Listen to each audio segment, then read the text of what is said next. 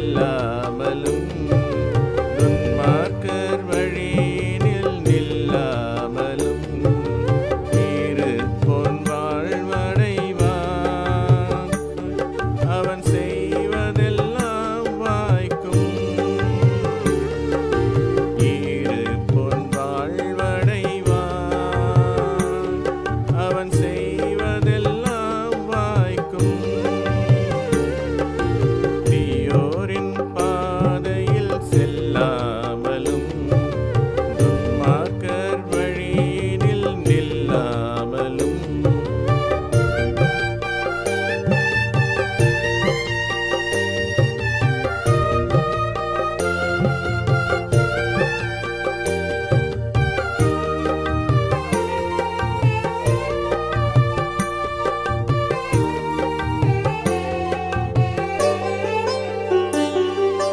நீரோடை அருகினில் கரு போலவே வாழ்வெல்லாம் கனி தந்து செழித்திருப்பான். நீரோடை அருகினில் கரு போலவே வாழ்வெல்லாம் கனி தந்து செழித்திருப்பான். அவனே வாழ்வடைவான். அவன் செய்வதெல்லாம் வாய்க்கும். அவனே வாழ்வடைவான். அவன் செய்வதெல்லாம் வாய்க்கும்.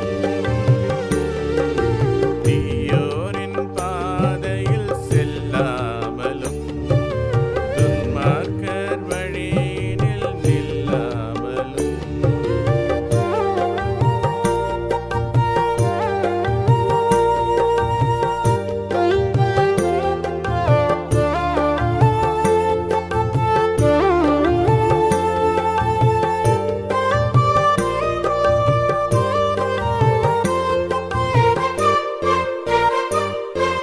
கர்த்தரின் வேதத்தை நினைத்திருப்பான். அதைப் பின்பற்றி எந்நாளும் நடந்திடுவான். கர்த்தரின் வேதத்தை நினைத்திருப்பான். அதைப் பின்பற்றி எந்நாளும் நடந்திடுவான். அவனே வாழ்வடைவான். அவன் செய்வதெல்லாம் வாய்க்கும். அவனே வாழ்வடைவான். அவன் செய்வதெல்லாம் வாய்க்கும். தீயோரின் பாதையில் செல்லாமலும் துன்மார்க்கர் வழியினில் நில்லாமலும்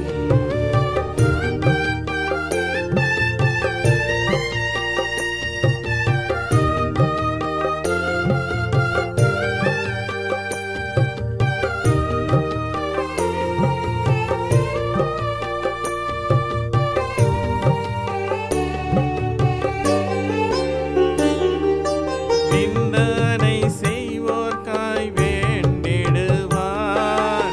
சபிப்போர்க்கு வாழ்த்து சொல்லிடுவார்.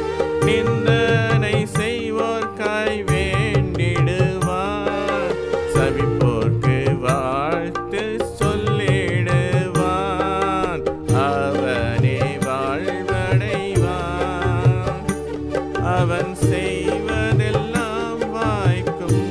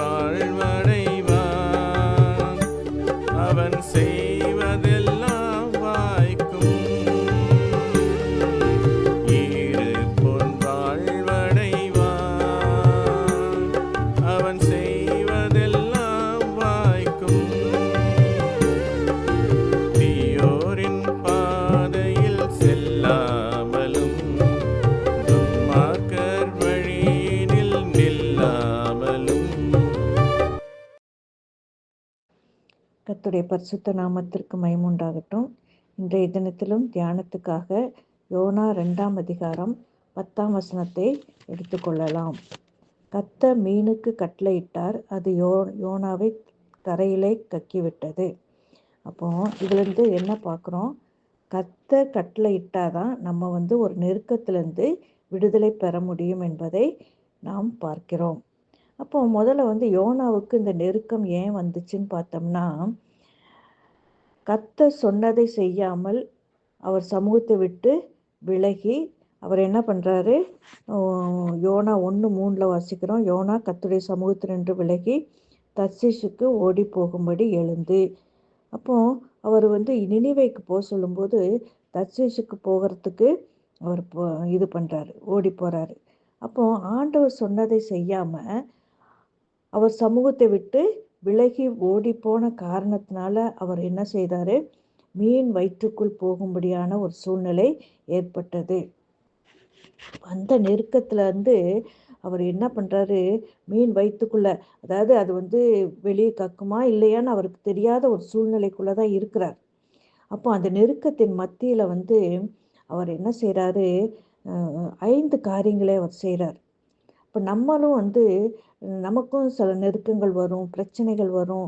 அந்த மாதிரி சூழ்நிலைகள் வரும்போது நம்ம அதை என்ன செய்கிற தவிர என்னென்னா, நம்ம ஜெபிக்க மாட்டோம், பைபிள் வாசிக்க மாட்டோம், சர்ச்சுக்கு போக மாட்டோம், அப்படியே சோர்ந்து போய் உட்காந்துருவோம்.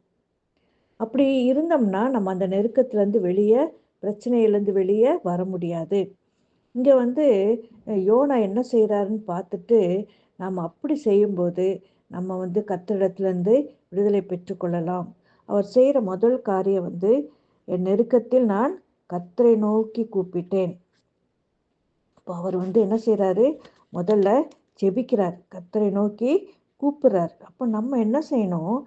அந்த நேரத்தில் தான் ஜெபத்திலையும் நம்ம அதிக நேரம் செலவழித்து கர்த்தரை நோக்கி கூப்பிட வேண்டும். நெருக்கத்தில் கர்த்தரை நோக்கி கூப்பிட வேண்டும்.